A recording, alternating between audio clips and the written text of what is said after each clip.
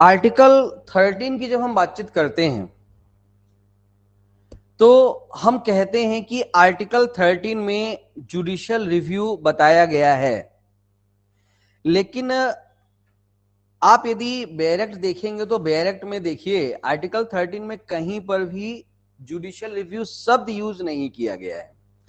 वहां पर आर्टिकल 13 का यदि आप हेडिंग देखेंगे तो कहता है कि कोई भी लॉ जो है इनकॉन्स्टेंट है फंडामेंटल राइट से या उसको डेरोगेट करती है, यानी कि उसको किसी प्रकार से कम करती है, अल्पीकरण करती है, उसके प्रभाव को, उसके इफेक्ट को कम करती है, ठीक है ना। तो दो चीजें कहता है, या तो इनकॉन्स्टेंट है या डेरोगेट, ठीक है ना, वहां पे डेरोगेशन शब्द यूज किया गया है ऑफ द फंडामेंटल राइट्स।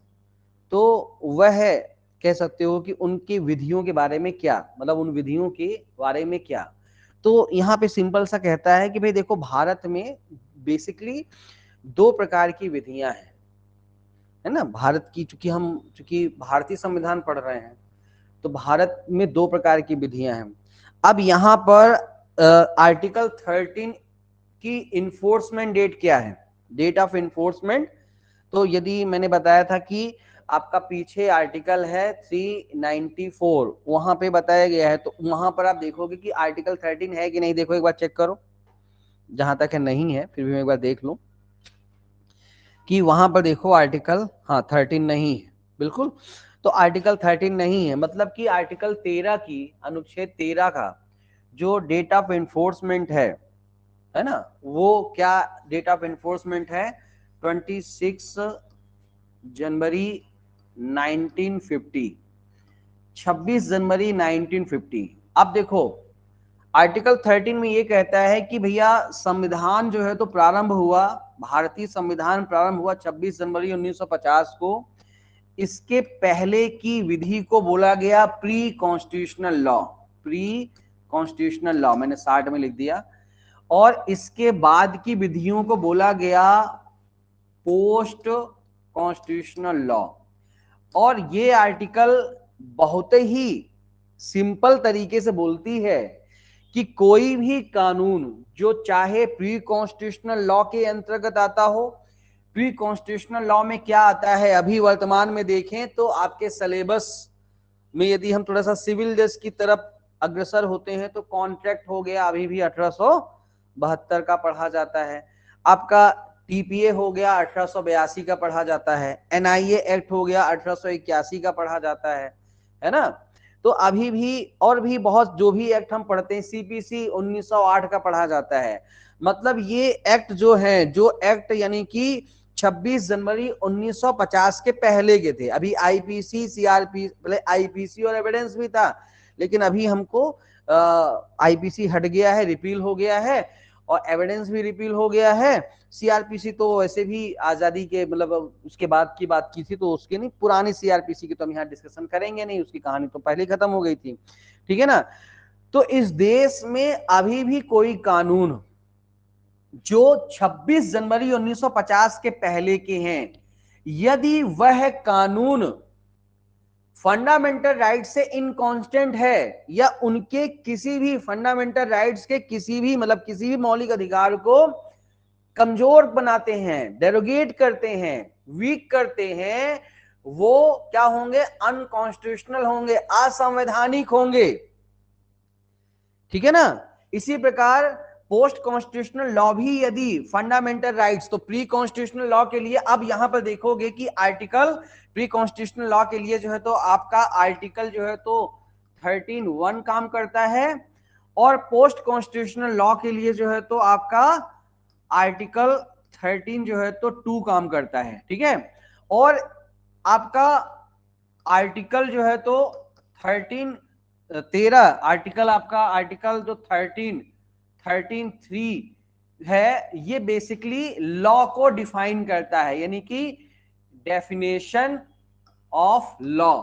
तो ये लॉ को परिभाषित करता है, ये कानून क्या, और कोई भी कानून जो 26 जनवरी 1950 के पहले का है, और वो क्या है, वो इनकॉन्स्टेंट है, असंगत है, या डेरोगेट करता है, अल्पीकरण करता है किसी भी फंडामेंटल राइट्स को, मौलिक अधिकारों को, ठीक है ना, पहले बात का हो, वो क्या हो जाएगा, देखो वहां पे शब्द यूज करता है वाइड हो जाएगा, असंगति मतलब असंगति, जिस एक्सटेंशन तक वो इस प्रकार से इनकांस्टेंट है वहां तक वो वाइड हो जाएगा, शून्य हो जाएगा, है ना।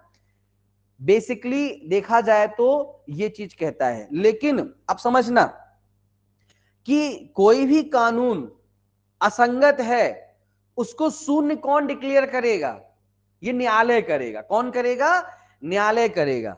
कौन करेगा, न्यायालय करेगा। तो इसीलिए न्यायालय कह सकते हो कि वो प्रक्रिया को अपना करके जिसमें किसी विधि की, इसी को बोलते हैं विधि की संवैधानिकता का निर्धारण करना। भाई कोई विधि संवैधानिक है कि असंवैधानिक, इस बात का ही निर्धारण करना जो है तो क्या कहलाता है, जुडिशियल रिव्यू कहलाता है। क्लियर कहानी, बात समझ में आ गया, बेस थोड़ा सा जुडिशियल रिव्यू का। तो जुडिशियल रिव्यू अब होता क्या है, थोड़ा मैंने भी इसको इसको मैं इस वे में चालू किया है ना। तो पहले हम सीधे जुडिशियल रिव्यू चालू करते हैं, वो शब्द आर्टिकल 13 में लिखा नहीं है तो बच्चे परेशान होते, बोले उसमें लिखा नहीं, पढ़ा रहे जुडिशियल रिव्यू। तो पहले आप समझो कि क्या है जुडिशियल रिव्यू, समझ में आ गया। तो कोई भी विधि जो मौलिक अधिकारों से असंगत हैं, अल्पीकरण कर रही हैं, फिर चाहे वो प्री कॉन्स्टिट्यूशनल लॉ हो, पोस्ट कॉन्स्टिट्यूशनल लॉ है, उसकी कॉन्स्टिट्यूशनलिटी संवैधानिकता का निर्धारण करने की बातचीत जब न्यायालय करती है, इसी प्रोसेस को जुडिशियल रिव्यू कहते हैं, जुडिशियल रिव्यू कहते हैं। ठीक है ना। तो जुडिशियल रिव्यू को यदि एक शब्द में जब हम पढ़ते हैं तो क्या पाते हैं, देखिए कि किसी विधि की संवैधानिकता की जांच न्यायालय द्वारा करना। विधि मतलब मैंने आपको बता दिया, आर्टिकल पढ़ेंगे 13 क्लॉज 3 का ए, वहां पर देखो नीचे लिखी भी है, विधि शब्द के अंतर्गत 13 क्लॉज 3 ए के अंतर्गत एनी मतलब कि कह सकते हो कि ordinance, order, bylaw, rule, regulation, notification, custom, usage having the force of law, जिसको विधि का बल प्राप्त है।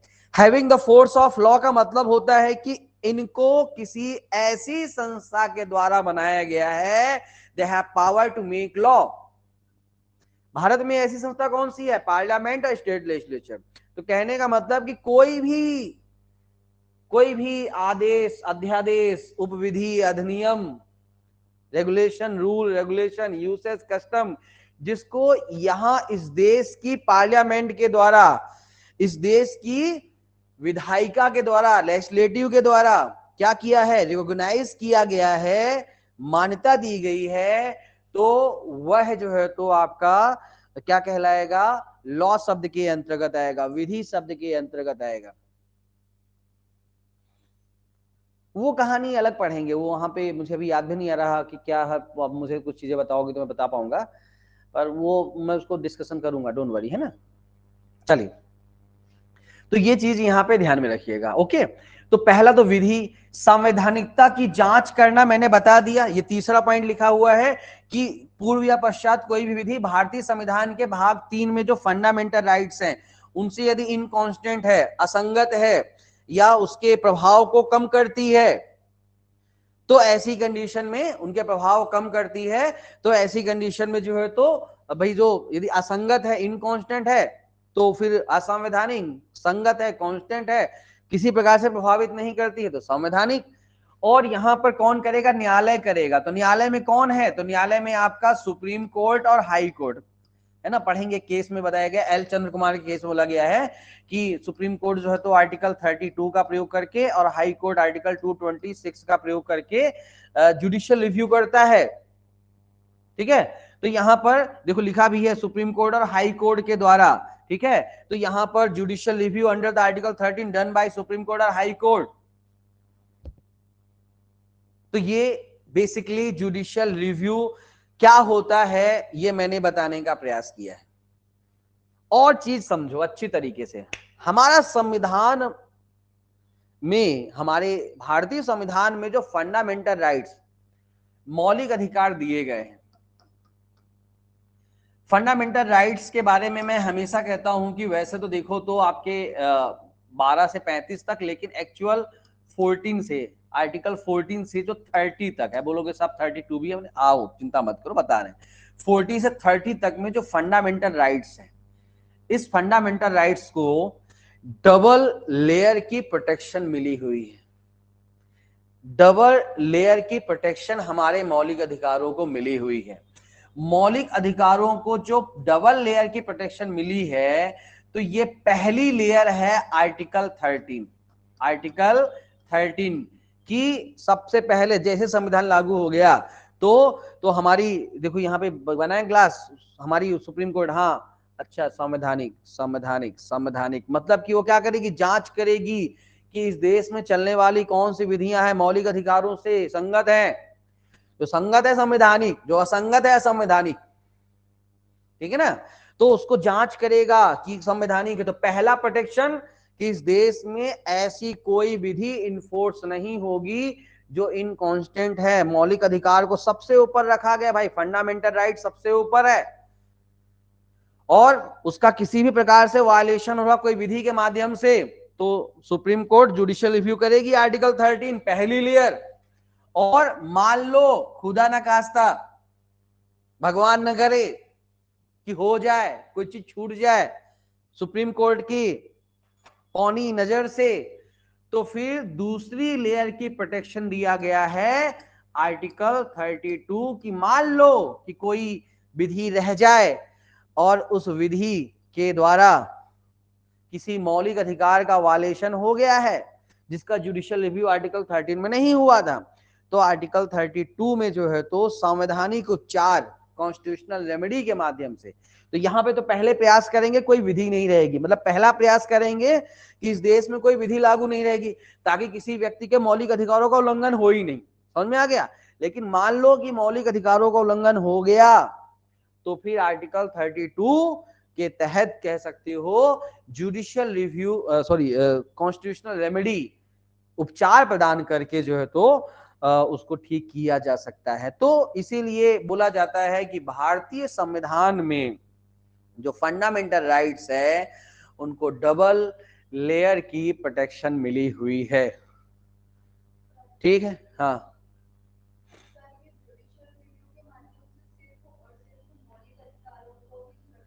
हाँ, क्योंकि सबसे ऊपर उन्हीं को रखा गया है ना जिनके लिए।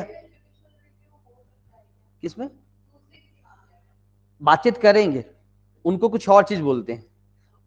जुडिशियल एक्टिविस्ट में एक शब्द पढ़ेंगे अभी अपन, न्यायिक सक्रियता। तो जब हम आर्टिकल 32 पढ़ेंगे ना, तो आर्टिकल 32 में बहुत सारी बातें पढ़ेंगे। आर्टिकल 32 तो मतलब आपका बिल्कुल ब्रॉड है। देखो एक चीज समझना, बहुत सीधी सी बात है कि भारत का संविधान जो है ना एक किताब ही है, बुक है। तो भारत के संविधान चूंकि देश में सुप्रीम लॉ है, the supreme law in India, the constitution of India is a supreme law in India, लेकिन संविधान एक किताब ही तो है।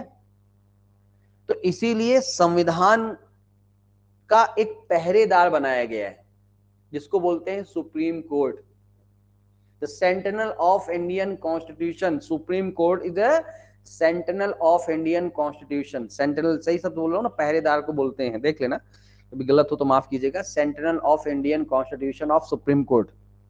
तो सुप्रीम कोर्ट देखेगी कि भाई इस देश में संविधान के तहत चीजें चल रही हैं कि नहीं चल रही हैं, और नहीं चल रही हैं तो फिर वो रिव्यू कर सकता है भाई, तो दूसरे मामलों का भी रिव्यू कर सकता है।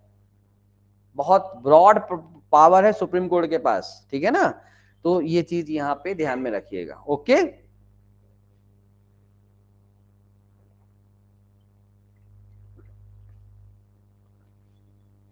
तो ये जुडिशियल रिव्यू क्या होता है आई थिंक समझ में आ गया होगा। ओके, तो सुप्रीम कोर्ट विधि की संवैधानिकता को जांच कर रहा है। देखो जांच कर रहा है, सांकेतिक फोटो से चीजें थोड़ा सा समझ में आ जाती हैं। अब जुडिशियल रिव्यू का थोड़ा सा इतिहास देख लेते हैं भाई, कहां से आया। अमेरिका से आया ये। अमेरिकन केस बहुत फेमस है, मार्बरी वर्सेस मेडिसन। इस केस में जुडिशियल रिव्यू की बात अमेरिकन जो जुडिशरी है वहां पर की गई थी, ठीक है। और उसी के तहत भारतीय संविधान में जो है तो जुडिशियल रिव्यू, तो एक प्रश्न बनने का कि जुडिशियल रिव्यू को कहां से लिया गया। मैंने शुरुआत में बताया भी था जब संविधान का इंट्रोडक्शन दिया था, तो अमेरिका से लिया गया था। न्यायिक पुनर्विलोकन के इस कॉन्सेप्ट को हमने कहां से लिया, आर्टिकल 13 के इस कॉन्सेप्ट को हमने अमेरिका से लिया, ठीक है ना। तो अमेरिकन जो कॉन्स्टिट्यूशन है उससे लिया कि ये सिंपल सी बातचीत करता है कि सुप्रीम कोर्ट हाई कोर्ट को पावर्स देता है कि फंडामेंटल राइट से इनकॉन्स्टेंट जो भी कह सकते हो विधियां हैं उनका रिव्यू करें और उनको इनवैलिड डिक्लेयर करें यदि लग रहा है कि गलत है ना, और इसी पावर्स को जुडिशियल रिव्यू कहा जाता है। तो अमेरिका से लिया गया। फिर भारत के बारे में बातचीत करते हैं तो एल चंद्र कुमार वर्सेस भारत संघ का फेमस केस है जो इसके साथ मस्ट कंपलसरी पढ़ाई जाता है, जिसमें बेसिकली ये बताया गया था कि हाई कोर्ट और सुप्रीम कोर्ट ही जुडिशियल रिव्यू का प्रयोग करेगा। सुप्रीम कोर्ट आर्टिकल 32 का यूज करेगा और आर्टिकल 226 का जो है तो तहत हाई कोर्ट करेगा। और मेन चीज की judicial review is the basic structure of Indian constitution. ध्यान रखना कि आधारभूत ढांचे के तहत बहुत सारी चीजों को शामिल किया गया, जैसे प्रियम्बल आधारभूत ढांचा है, केशवानंद भारती केस में कहा गया। सेकुलरिज्म आधारभूत ढांचा है, एसआर बम्बई केस में कहा गया। Judicial review basic structure of Indian constitution, ये वर्डिक्ट दिया गया था एल चंद्र कुमार के केस में। तो ये कुछ चीजें पूछती हैं, है ना।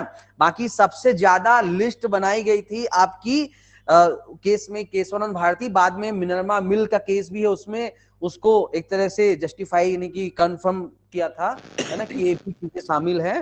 तो जैसे पार्लियामेंट्री सिस्टम डेमोक्रेटिक है हमारा देश, संविधान सुप्रीम लॉ है संविधान, ठीक है, constitution supreme law in India. और हमारा जो है तो जो बेसिक्स फंडामेंटल राइट्स में तुम किसी प्रकार से छेड़छाड़ नहीं करोगे। तो बेसिकली जो है तो ये बेसिक स्ट्रक्चर है। ये किसमें कहा गया था, केशवानंद भारती के केस में। बाद में जो है तो आपका एल चंद्र कुमार, इसके 1994 का केस आपका मुंबई का केस है जिसमें धर्मनिरपेक्षता को बोला गया। और उसके बाद जो है तो आपका 97 का केस जिसमें जुडिशियल रिव्यू को भी बेसिक स्ट्रक्चर बोला गया। क्लियर कहानी, तो इसको छेड़छाड़ नहीं कर सकते। एक 2014 का बहुत अच्छा केस है, Renu versus district session court 30 Hazari का। इस केस में बोला गया था कि मेन ऑब्जेक्ट यानी कि main goal article 13 to maintain supremacy of constitution and protect their fundamental rights. तो संविधान की सर्वोच्चता, तो सुप्रीमेसी है, उसको मेंटेन रखना और फंडामेंटल राइट्स को प्रोटेक्शन प्रोवाइड करना, ठीक है ना। इसका मेन ठीक है ना, सेफ गार्ड शब्द यूज किया गया, पर प्रोटेक्शन शब्द ठीक है, दोनों शब्द भी अल्टरनेटिव को चलेगा। तो ये चीज यहाँ पे ध्यान में रखिएगा। ये एक जुडिशियल रिव्यू क्या है ये हमने देखा, ठीक है। ओके, बात समझ में आ गई। तो हमने जुडिशियल रिव्यू देखा, लॉ शब्द को कहां डिफाइन किया गया है वो भी देख लिया। अब एक चीज और देख लो, तो इसका आपका आर्टिकल 13 का बी, 13 सब क्लॉज 3 का मतलब 13(3) का बी, वो आप देखोगे इनफोर्स लॉ के बारे में बातचीत करते हैं, प्रवर्त विधियां। तो इनफोर्स लॉ का लॉ के साथ ही पढ़ा जाना चाहिए उसको, तो चूंकि लॉ को हमने पढ़ लिया तो इनफोर्स लॉ को भी समझ लेते हैं। इनफोर्स लॉ देखो सिंपल सा लिखा है कि कोई भी कानून जो with in the territory of India, Bharat राज्य क्षेत्र में इनफोर्स है, ऑपरेटिव है, मतलब कि संचालित हो रहा है, और रिपील नहीं किया गया, निरसित नहीं किया गया है। भाई कोई भी कानून भले चाहे अंग्रेजों ने बनाया हो, ठीक है, जहां पर मान लो अंग्रेज का शासन है, जहां पे फ्रांसीसियों का शासन है, जहां पुर्तगाल का शासन है, उन्होंने बनाया नहीं, विदेशी शक्ति ने बनाया, लेकिन उसको रिपील निरसित नहीं किया गया, अभी भी उसके तहत चीजें चल रही हैं, तो उसको बोलते हैं प्रवर्त विधियां। क्या बोलते हैं, इनफोर्स लॉ इन इंडिया। ध्यान रखना कि ये चीज आपका इनफोर्स लॉ इन इंडिया जो शब्द है, लॉ शब्द के साथ ही पढ़ना। और इनफोर्स लॉ इन इंडिया की जब हम बातचीत करते हैं, ठीक है ना, ये जो शब्द है इनफोर्स लॉ इन इंडिया, तो ये आर्टिकल 13 क्लॉज 3 का जो है आपका बी तो है ही है, इसके साथ प्लस आर्टिकल जो है तो पढ़ा जाता है 372, दो आर्टिकल जो है तो यहाँ पर इसके साथ पढ़े जाते हैं, ठीक है ना। तो आर्टिकल 13(3) का बी, 13(3) का बी और आर्टिकल 372, तो दो आर्टिकल्स को मिला करके इनफोर्स लॉ इन इंडिया को पढ़ा जाता है।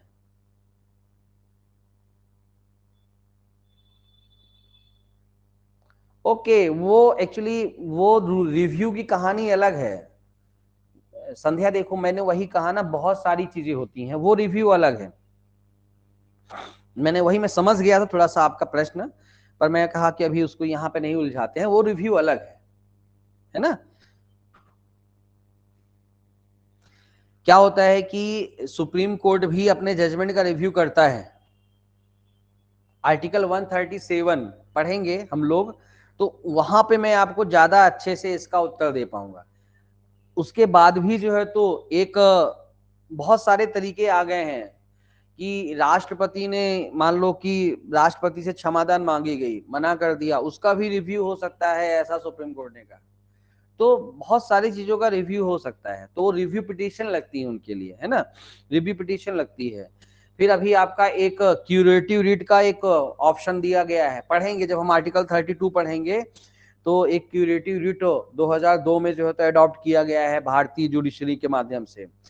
तो बहुत सारे आपको उपचार यहाँ पर प्रोवाइड किए गए हैं। नो डाउट अभियुक्त जो होता है, अपराधी जो होता है, उसको चूंकि बहुत सारे रेमेडीज प्रोवाइड किए गए हैं, है ना, उन्हीं के तहत ये सब पढ़े जाते हैं। हम करेंगे डिस्कशन जब हम लोग आगे 32 में चलेंगे, वहां पे कुछ डिस्कशन होगा। और जब हम लोग सुप्रीम कोर्ट पढ़ेंगे, तो मेरे हिसाब से वहां तक पहुंचते पहुंचते आपके हर प्रश्न का उत्तर मिल जाएगा। होता है ना, कई बार बहुत सारे प्रश्न हैं कि उसका उत्तर समय, तो अभी बिल्कुल सब्र कीजिए, है ना, कि नीचे हम खड़े हुए हैं, पहला स्टेप हमने अभी चढ़ा है, और जब हम लोग आधे रास्ते पहुंच जाएंगे तो छत में क्या है हमको दिखने लगेगा, और जब छत में पहुंच जाएंगे तो पूरी तरह से छत में रखी हुई चीजें आपको समझ में आ जाएंगी। समझ में आ गया मैं क्या कहना चाह रहा हूँ। तो अभी हम नीचे हैं, तो छत में क्या है, तो धीरे धीरे अभी जंप मारने का प्रयास करेंगे, तो थोड़ा सा मुंह के बल गिरने का भी डर रहेगा। तो मेरा प्रयास रहेगा कि धीरे धीरे, हौले हौले से, है ना, हौले हौले से, है ना, तो जैसे वो गाना है ना, हौले हौले से हवा चलती है, तो हौले हौले से ही समझ में चीजें आएंगी। ऐसा नहीं रफ्तार बढ़ाएंगे, पर आराम से। कानून का मजा यही है कि धीरे धीरे मजे लेकर के इसको समझिए, और कनेक्टिविटी, इंटरलिंक बैठाते चले जाइए।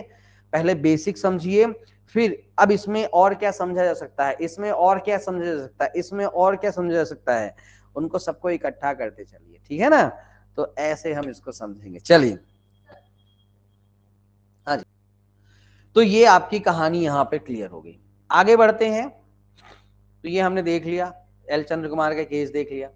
इसके बाद अब चूंकि संविधान के पहले की विधियां तो थोड़ा सा मैंने समझाने का प्रयास किया, जो शुरुआत में बताया वहां पे यही कि प्री कॉन्स्टिट्यूशनल लॉ मतलब कि संविधान के पहले की, जैसे कि आपका अभी कॉन्ट्रैक्ट बचा, संपत्ति अंतरण, ट्रांसफर प्रॉपर्टी एक्ट बचा, सीपीसी बचा, है ना, एनआईए एक्ट बचा, तो जो भी कानून बचा आपका, आपका ये प्री कॉन्स्टिट्यूशनल लॉ कहा जाता है। ठीक है, ये देखो मैंने यहाँ पे 372 यहाँ भी लिखा है, तो यहाँ पे वही है कि कोई भी कानून जो रिपील नहीं किया गया है, जिनको अमेंड नहीं किया गया है, चेंज नहीं किया गया है, तो फिर ऐसी कंडीशन में वो इनफोर्स माने जाएंगे, प्रवर्तित माने जाएंगे। ये चीज यहाँ पर ध्यान में रखिएगा प्रॉपर तरीके से, है ना। यानी प्रवर्तित हैं, यानी कि ऑपरेटिव है, यानी कि जिसको प्रवर्तनशील है ना। इनफोर्स लॉ परिवर्तनशील है, इनफोर्स है, इनवैलिड नहीं है, कानून के अकॉर्डिंग चल रहे हैं। तो ये चीज यहाँ पे ध्यान रखिएगा। अब यहाँ पर आर्टिकल 13 एक ये कहता है कि संविधान लागू होने के ठीक पहले भारत में कोई भी विधि है उस एक्सटेंशन तक, मात्रा तक वाइड हो जाएगी जहां तक वो आर्टिकल मतलब पार्ट 3 के जो फंडामेंटल राइट्स है उसका वायलेशन करती है, उल्लंघन करती है। ठीक है, तो ये चीज बता दिया। अब ये प्रारंभ से ही सुने, यानी कि एब इनिशियो वाइड नहीं होती है। जैसे अभी पढ़ेंगे कि देखो एक सिंपल सी बातचीत है कि कोई विधि बनी मान लो 1872 में, अब उस समय 1872 में विधि बनाने वाले व्यक्ति को थोड़ी पता था कि भारतीय संविधान के फंडामेंटल राइट्स क्या होंगे। भाई कोई विधि मान लो कि 1900, जैसे सीपीसी आपका 1908 में बनी, अब 1908 में थोड़ी पता था कि भाई भारतीय संविधान जो 1950 में बनेगा उसमें फंडामेंटल राइट्स क्या होंगे। तो उस समय हो सकता है कि सीपीसी में कुछ ऐसे प्रावधान हो सकते हैं जो फंडामेंटल राइट्स का वायलेशन करते हो, लेकिन अब तो इसलिए कहा गया कि पहले कोई विधि है, ठीक है ना, पहले की विधि तो वो प्रारंभ से ही शून्य नहीं होगी, वो संविधान लागू होने के बाद अब उस विधि में जो प्रोविजन इनकॉन्स्टेंट है फंडामेंटल राइट से उनको शून्य किया जाएगा, और न्यायालय उनको डिक्लेयर करेगी, शून्य घोषित करेगी, रिपील करेगी, जो भी ये सब करेगी। अभी क्या क्या करेगी पढ़ेंगे आगे। ठीक है, लेकिन संविधान लागू हो गया, मतलब कि अब लोगों को पता चल गया कि फंडामेंटल राइट्स क्या हैं। तो अब इसके बाद भारत की जो विधायिका है, ठीक है ना, लेजिस्लेटिव है, जिसके तहत आपका संसद, पार्लियामेंट या स्टेट लेजिस्लेचर आएगा, राज्य विधानमंडल आएंगे, अब वो इस देश में ऐसी विधि नहीं बनाएंगे जो इनकॉन्स्टेंट हो विद फंडामेंटल राइट्स। और यदि बनाते हैं तो वहां पर सब देखो आप, आर्टिकल 13(2) में यूज किया गया है, वो है प्रारंभ से ही सुन होगी, यानी कि एब इनिशियो वाइड होगी, ठीक है ना, वो प्रारंभ से ही सुन। वहां पे क्योंकि अब देखोगे साहब, एब इनिशियो शब्द यूज नहीं किया गया, शब्द पकड़ो, वहां पे देखो शब्द क्या यूज किया गया है कि the state shall not make any law, मतलब मैंडेटरी, मतलब राज्य, अब भाई पहले नहीं पता था फंडामेंटल राइट्स क्या है, तो पहले गलतियां हो गई, अब फंडामेंटल राइट्स पता हो गया है, तो अब राज्य यानी स्टेट आर्टिकल 12 में जो भी संस्थाएं हैं ऐसी विधि नहीं बनाएंगी जो इनकॉन्स्टेंट हो विद फंडामेंटल राइट्स। तो इसीलिए कहा जाता है कि वो अब बनाती भी है, मौलिक अधिकारों का उल्लंघन होता है तो प्रारंभ से ही शून्य होंगी, एब इनिशियो वाइड। क्लियर कहानी? ओके, चलो तो अभी आर्टिकल 13(2) में बाद में चलेंगे, 13(1) में पहले समझते हैं। तो 13(1), ठीक है ना, तो यहां पे बाद में इसको शून्य किया जाएगा। अब 13(1) के तहत बातचीत करते हैं, तो इसका प्रभाव की बातचीत करते हैं। तो Keshav Madhav Menon versus state of Bombay में कहा गया था कि आर्टिकल 13(1) का रेट्रोस्पेक्टिव इफेक्ट नहीं होगा, यानी कि भाई संविधान लागू हुआ 26 जनवरी 1950 को, अब उसके पहले यदि कोई विधि किसी के मौलिक अधिकारों का उल्लंघन कर रही है, उसके लिए रेमेडी हम नहीं देंगे। 26 जनवरी के 50 के बाद, 26 जनवरी 50 के बाद यदि कोई विधि किसी के फंडामेंटल राइट्स का वायलेशन कर रही है, हम उच्चार देंगे, उसके पहले हम नहीं करेंगे। तो ये बोल दिया गया कि आर्टिकल 13(1) जो है उसका रेक्टो स्पेक्टिवली इफेक्ट, यानी कि भूतलक्षी प्रभाव नहीं होगा, है ना, तो इसका भविष्य लक्षी प्रोस्पेक्टिव इफेक्ट होगा। ये चीज यहाँ पे, पहली चीज यहाँ पे कहता है आपका केशव माधव मेनन के केस में, ये समझ में आ गया। यानी पहले पहले यानी 26 जनवरी के पहले मौलिक अधिकारों का उल्लंघन हो रहा है तो होने दो भाई, उधर हम कोई छेड़छाड़ नहीं करेंगे, बात की बात करेंगे, पहले की नहीं, बात खत्म, ठीक है ना, क्लियर। मतलब आते हैं हमारा अगली कहानी। लागू हुआ उसके पहले वाली। हाँ बिल्कुल, संविधान के पहले की विधियों को प्रभावित नहीं करेगा। पहले मतलब उसका सिंपल से समझिए कि पहले यदि मौलिक अधिकारों का उल्लंघन हुआ है तो ठीक है, कोई दिक्कत नहीं है, तब तो थे ही नहीं मौलिक अधिकार। मौलिक अधिकार आपके इन्फोर्स कब हुए? मौलिक अधिकार हमारे इन्फोर्स हुए जो है तो 26 जनवरी 1950 को, उसके बाद में हम बातचीत करेंगे, पहले की बातचीत नहीं करें, ज्यादा अच्छा है। क्लियर, बात समझ में आ गई? ठीक है, अब आते हैं सिद्धांत की बातचीत करेंगे। तो एक बहुत ही इंपॉर्टेंट डॉक्ट्रिन हम पढ़ते हैं, डॉक्ट्रिन ऑफ सेवरेबिलिटी, पृथक्करणता का सिद्धांत। तो जुडिशियल रिव्यू का प्रयोग करके जो यहां पे समझना, ये सिद्धांत वगैरह क्या है। ये सिद्धांत ऐसा है कि देखो भैया, अब सुप्रीम कोर्ट टार्च लेकर के, जुडिशियल रिव्यू क्या है, it is a torch of any law. तो सुप्रीम कोर्ट टार्च लेकर के, या जो भी है वो क्या उसको बोलते हैं, अरे वो जिससे वो बड़ा छोटा करते हैं ना, वो क्या, तो इसको शब्द भूल गया मैं, ग्लास, ग्लास जो होता है ना, मैं भूल गया, चलो छोड़ो। तो टार्च लेकर के, या वही magnifying glass, sorry magnifying glass, तो मैग्नीफाइंग ग्लास और टार्च लेकर के सुप्रीम कोर्ट चल दिया, भाई चलो पता करते हैं। अब यहां पर बहुत सारी चीजें सामने आ सकती हैं, बहुत सारी सरकमस्टांसेस। सरकमस्टांसेस नंबर 1 कि साहब ये विधि तो, इसका जो ऑब्जेक्ट, उद्देश्य ही अनकॉन्स्टिट्यूशनल है, यानी कि फंडामेंटल राइट से अगेंस्ट है। अच्छा, उद्देश्य समाप्त करो, रिपील, खत्म करो इस विधि को।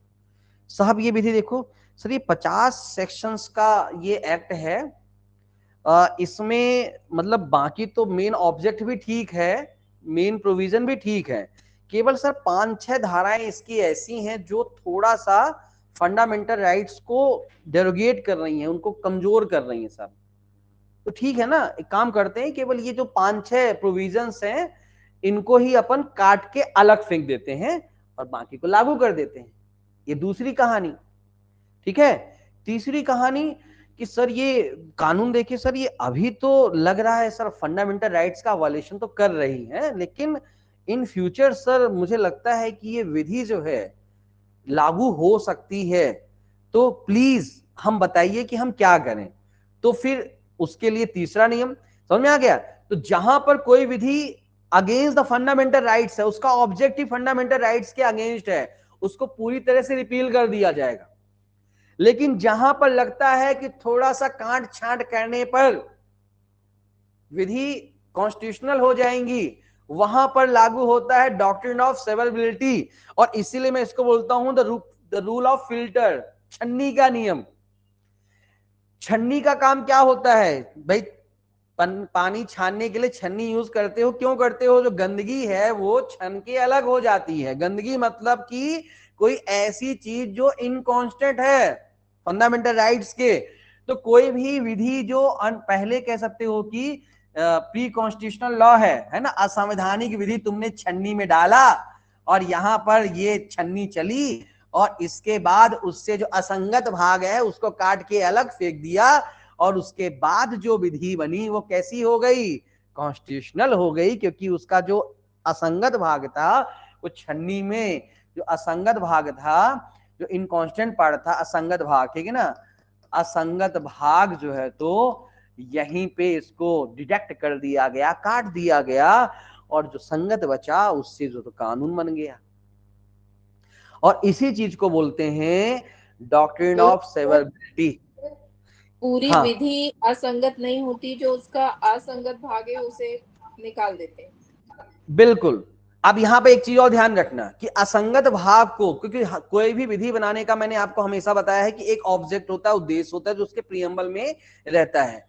अब यदि असंगत भाग को हटाते हटाते उसका उद्देश्य ही समाप्त हो गया, तो ऐसी विधि का भी कोई काम नहीं है, उसको भी फेंक देंगे, मतलब रिपील कर देंगे, निरसित कर देंगे, समाप्त कर देंगे।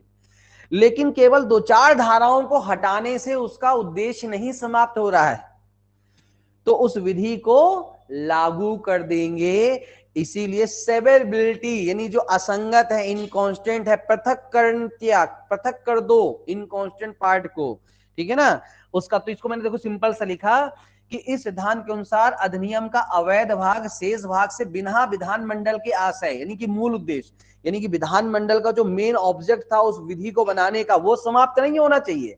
क्योंकि वो समाप्त हो जाएगा तो फिर वो विधि का भी कोई मतलब नहीं रहेगा, फिर तो कूड़े का कचड़े का ढेर ही है वो विधि। तो इस प्रकार से अलग करना है कि जो विधानमंडल, जो लेजिस्लेचर है, जो मतलब जो भी विधायिका है, तो विधायिका का जो इंटेंशन था, मेन ऑब्जेक्ट था, ठीक है ना। तो यहाँ पे देखो, without the destroying the intention of the legislature, basic purpose of this act, तो उसको डिस्ट्रॉय किए बिना, only the part in constant with the fundamental rights, तो उसको अलग कर दो, declared illegal, non whole act, यानी पूरे एक्ट को इनलीगल डिक्लेयर करने की आवश्यकता नहीं है, केवल वो इनकॉन्स्टेंट पार्ट को डिक्लेयर कर दो, अलग कर दो, और बाकी को लागू कर दो। तो इस सिद्धांत को बोला गया डॉक्ट्रिन ऑफ सेवरेबिलिटी। क्लियर कहानी? बात समझ में आ गई? छन्नी का नियम, filter, rule of filter, filter है आर्टिकल, ये जो पृथक्करणता का सिद्धांत, ये क्या है? फिल्टर है, छन्नी है, जो इनकॉन्स्टेंट पार्ट को, गंदगी को अलग कर देता है। गंदगी मतलब जो असंगत है भारतीय संविधान से, मतलब फंडामेंटल राइट से, सॉरी। ओके, कब प्रयोग किया गया इसका? पहली बार 1950 में ए.के. गोपालन वर्सेस भारत संघ के केस में पहली बार इसको यूज किया गया, फर्स्ट टाइम। और वहां पर कुछ उसकी सेक्शंस थी 14 जो है, तो ठीक है, अलग कर दी गई है, और उसको अलग कर देने से उसका उद्देश्य समाप्त नहीं हुआ। तो पहली बार ए.के. गोपालन के केस में इसको यूज किया गया। और कुछ इंपॉर्टेंट केसेस जहां पे इसको यूज किया गया, बंबई राज्य वर्सेस बलसारा का एक फेमस केस है, तो वहां पर भी इसको यूज किया गया। और एक बॉम्बे लीकर प्रोहिबिशन एक्ट था, तो उसके कुछ प्रोविजंस को अलग कर दिया गया। आरएमडीसी वर्सेस भारत संघ के केस में भी ऐसे एक केस विधि के बारे में बातचीत आई, तो इसमें भी यही कहा गया कि यदि कोई भी इन कांस्टेंट पार्ट को अलग कर देने से main object of law not destroying, तो फिर वो विधि लागू कर दो, सिंपल सी बात है। और कहां पे लागू नहीं होगा? तो रोमेश थापर के केस में कहा गया कि यदि किसी कानून में इन कांस्टेंट पार्ट को अलग कर रहे हो, ये रोमेश थापर का केस बेसिकली सेंसरशिप का केस था। अंग्रेजों ने सेंसरशिप एक एक्ट पारित किया था, सेंसरशिप लगाया था प्रेस मीडिया पर सेंसर करने के लिए। लेकिन उसका मेन कुछ में जो इनकॉन्स्टेंट पार्ट थे जो आर्टिकल 19(1)(a) का वायलेशन करते थे उनको अलग किया, तो पता चला कि भैया मेन उद्देश्य ही समाप्त हो गया। तो फिर यहां पर सुप्रीम कोर्ट ने कहा कि जहां पर किसी विधि के असंगत भाग को अलग करने से उस विधि का मेन ऑब्जेक्ट डिस्ट्रॉय हो गया, तो उस विधि का क्या अचार डालोगे? वैसे भी 22,000 कानून है इस देश में, है फालतू फेंको, कचरे में डालो। ये यहां पर ध्यान में रखिएगा। तो रोमेश थापर में कहा गया कि मेन ऑब्जेक्ट खत्म, विधि खत्म, फेंक दो, किसी काम की नहीं है। ये आपका आर्टिकल 13(1) में सेवरेबिलिटी की बातचीत करता है। क्लियर कहानी? कई लोग बोलते हैं कि साहब सेवरेबिलिटी पोस्ट कॉन्स्टिट्यूशनल लॉ पर लागू हो सकती है, क्या पृथक्करणता का सिद्धांत पोस्ट कॉन्स्टिट्यूशनल लॉ पर लागू किया जा सकता है? होता है? कोई है केस? भाई एक बात बताओ, पहले तो पता था ना, कि मैं वही चीज कहा ना, फंडामेंटल राइट्स पहले पता नहीं था, तो पहले गलती हो सकती थी। लेकिन जब फंडामेंटल राइट्स पता चल गया उसके बाद तुम कोई विधि बना रहे हो जो इनकॉन्स्टेंट है फंडामेंटल कोई भी प्रोविजन, तो फिर तो गलत हो गया ना। तो यहाँ पर कुछ मतलब अधिक मेन निचोड़ ये है कि नहीं लागू होता पोस्ट कॉन्स्टिट्यूशनल लॉ पर, जो है तो डॉक्ट्रिन ऑफ सेवरेबिलिटी लागू नहीं होती है। ये चीज यहाँ पर ध्यान में रखिएगा। प्री कॉन्स्टिट्यूशनल लॉ के लिए ही जो है तो ये डॉक्ट्रिन काम करता है, पोस्ट कॉन्स्टिट्यूशनल लॉ के लिए केस काम नहीं करता है। ठीक है ना, क्योंकि अब तो पता है ना फंडामेंटल राइट्स क्या है, तो आप गलती मत करो भाई, उसके बाद भी तुम गलती कर रहे हो तो गलत है। तो ये चीज यहां पर ध्यान में रखिएगा, आपका ये पर्टिकुलर आर्टिकल। ठीक है, अब अगला सिद्धांत के बारे में बातचीत करते हैं, डॉक्ट्रिन ऑफ एक्लैप्स, आच्छादन का सिद्धांत, ग्रहण का सिद्धांत। ये कहता है कि जो असंगत है उस पर ग्रहण लगा दो। असंगत मतलब जो असंगत है उसमें ग्रहण लगा दो। ग्रहण लगाने का मतलब क्या होता है? ग्रहण लगाने का मतलब उसको इनऑपरेटिव कर दो, अपरिवर्तनशील कर दो। क्योंकि जो डॉक्ट्रिन ऑफ एक्लैप्स है ना, ग्रहण का जो सिद्धांत है, आच्छादन का जो सिद्धांत है, ये सिद्धांत मैं बोलता हूं इसको कि ये सुपरविजन ऑफ जुडिशरी, न्यायपालिका की दूरदृष्टि सोच का नतीजा है। इतना न्यायपालिका को समझदार होना पड़ेगा कि ये कानून आगे, अभी तो लग रहा है कि फंडामेंटल राइट से इनकॉन्स्टेंट है, लेकिन जो सरकमस्टांसेस हैं केस की या समय की, देश की, उसके आधार पर लगता है भाई आगे जो है तो इसका प्रयोग हो सकता है। तो अभी इसको, क्योंकि देखो विधि बनाने का काम बहुत कठिन काम होता है। अब कोई विधि में अभी लग रहा है कि असंवैधानिक है तो समाप्त कर दोगे, लेकिन बाद में फिर बनानी पड़ेगी। तो वो विधि बनाने के लिए जो प्रोसेस यूज होती है उतने लेंदी प्रोसेस से बचने से अच्छा है कि अभी इनऑपरेटिव कर दो।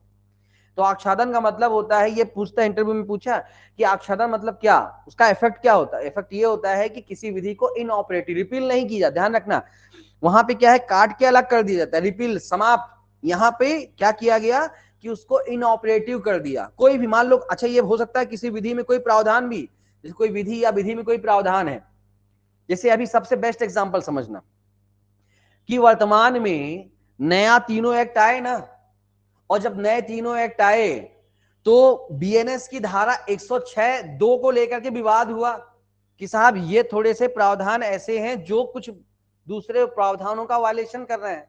तो अभी उसको क्या किया कि बैरेक्ट में है लेकिन अभी इनऑपरेटिव है, मतलब आच्छादित है। समझ में आ गया? बैरेक्ट में है लेकिन आच्छादित है।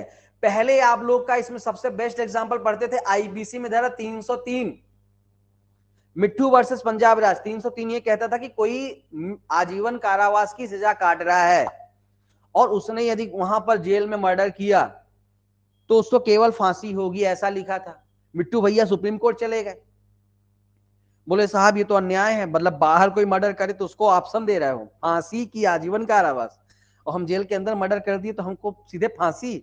Article 14 right to equality violation. Supreme court ने कहा हो भैया मिट्टू भैया तो सही बोल रहे हो आप। तो 303 को क्या कर दिया, इनऑपरेटिव।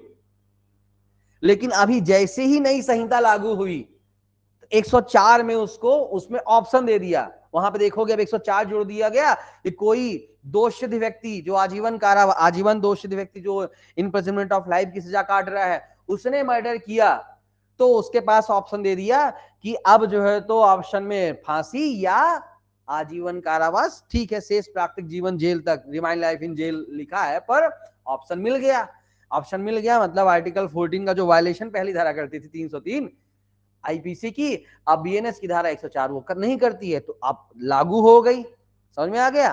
तो ये जो कहानी है मतलब कि आच्छादन मतलब कि भैया मौलिक अधिकार की बरसात हो रही है, और मौलिक अधिकार की बरसात से, ये बरसात किसकी है? ये बरसात है फंडामेंटल राइट्स की, मौलिक अधिकार की बारिश है, और मौलिक अधिकार के बारिश से जो है तो बचाना है आईपीसी की सेक्शन 303 को, तो उसको अभी छतरी यानी छतरी के नीचे ढक दो, इसको मैं बोलता हूँ छाते का नियम, मतलब वो भी अभी अस्तित्व में है, यानी किताब में है, रिपील नहीं है, निरसित नहीं है, समाप्त नहीं है, केवल उसको ढक दिया गया है। अच्छा भी छुप जाओ, होता है ना कोई बच्चा, जब वो बच्चा शैतानी करता है, पापा मैं मारूंगा इसको, मम्मी छुपा लेती है, बेटा छुप जा जल्दी से, 1 घंटे छुपे रहे, जब पापा गुस्सा उतर जाएगा तो वापस खेलने लगना।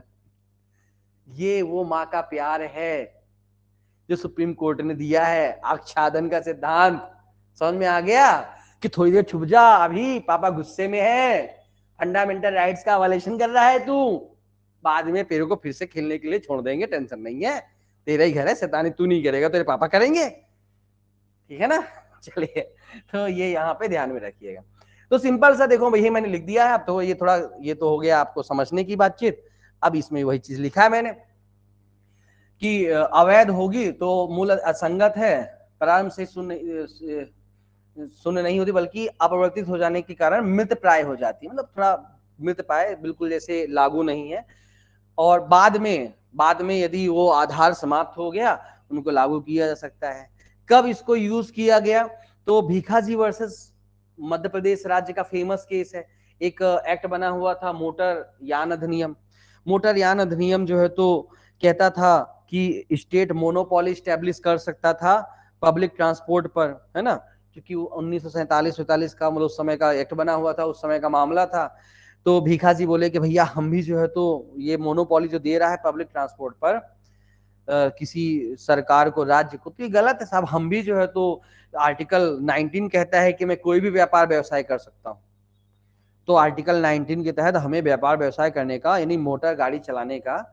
पर चूंकि जब ये केस सुप्रीम कोर्ट तक गया तो सुप्रीम कोर्ट ने कहा चलो ठीक है, अभी लिखा तो है, लेकिन भाई चलो एक व्यक्ति के पास पैसा होगा, बहुत पैसा होगा, तो वो मोटर यानी कि बस खरीद लेगा, 2 खरीद लेगा, 10 खरीद लेगा, 20 खरीद लेगा, लेकिन बस हवा में तो चलेगी नहीं, सड़क में चलेगी, और सड़क बनाना भी खर्चीला काम है। तो भैया इसलिए जो है तो ये राज्य ही उसको बेहतर तरीके से कर सकता है, इस बात को ध्यान में रखिए। कोई व्यक्ति ऐसा थोड़ी करेगा, वो पिक्चर आई थी नया दौर, नया दौर में वो अलग से रास्ता बनाते हैं सड़क किसी उसको मतलब बस को वो करने के लिए, ठीक है। तो मुद्दे की बात जो है तो यहाँ पे वही चीज है ना, पुराने जमाने की पिक्चर है, तुम लोग क्या देखते हो, चलो पुराने दिलीप कुमार की पिक्चर है, कभी देखना, नया दौर, यूट्यूब वगैरह में मिल जाएंगी, देखा करो, कितनी अच्छी पहले कॉन्सेप्ट वाइज पिक्चर बनती थी, मजा आता था, कुछ सीखने को मिलता था। चलिए, तो मुद्दे की बात करते हैं। तो ये उस तरह का था। तो ये क्या हुआ था कि जब इसको बोल दिया कि आर्टिकल 19 का वायलेशन कर रहा है, 19(1) के तहत वहां पे है ना कि व्यापार व्यवसाय करने की जो स्वतंत्रता है उसका वायलेशन कर रहा है, ठीक है, तो ये शून्य हो गया था। लेकिन पहले संविधान संशोधन में जो है तो आर्टिकल 19(6) जोड़ दिया गया, वहां पे बोल दिया गया कि राज्य कुछ व्यापार पर मोनोपोली स्टैब्लिश कर सकता है फॉर द पब्लिक इंटरेस्ट, लोक हित के लिए, है ना। तो जैसे पब्लिक ट्रांसपोर्ट को स्प्रेड करना है, पूरे देश में फैलाना है, एक व्यक्ति विशेष का बस की बातचीत नहीं है, तो फिर वहां पर उसकी लागू किया जा सके, तो इसलिए जो है तो जैसे ही पहला संविधान संशोधन हुआ वैसे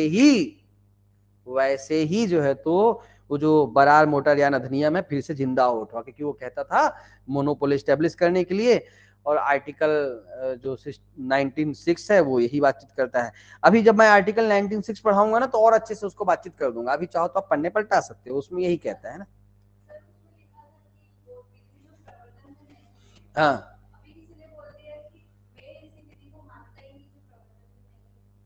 कैसे? हाँ, ये क्या लिखा है वहां पे? मिट्ठू वर्सेस पंजाब राज्य में जब आर्टिकल 14 का रेफरेंस लेकर के आईपीसी की 303 को जो है तो अनकॉन्स्टिट्यूशनल डिक्लेयर कर दिया गया था, लेकिन जैसे ही नया उसमें बदलाव कर दिया गया वापस जिंदा उठी।